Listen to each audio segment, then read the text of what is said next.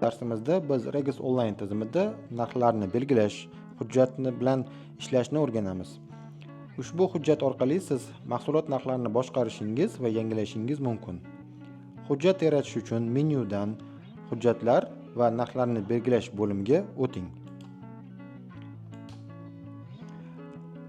Dokument yaratish uchun yaratish tugmasini bosing va narx turini belgilang. Saqlash tugmasini bosamiz. Dokument yaratilgandan so'ng pastki qismda mahsulotning shtrix kodi yoki nomini kiritishimiz mumkin.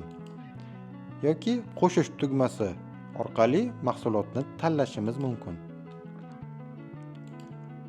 Mahsulot tanlangandan so'ng qo'llash tugmasini bosamiz va yangi narxlarni belgilaymiz.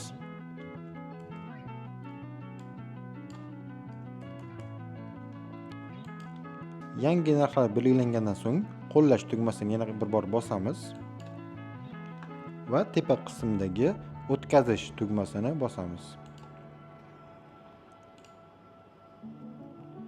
Endi siz Regis onlayn tizimida narxlarni belgilash, hujjatni yaratish, to'ldirish jarayonlarini bilib oldingiz. Bu tizim yordamida narxlarni boshqarish yanada oson va samarali bo'ladi.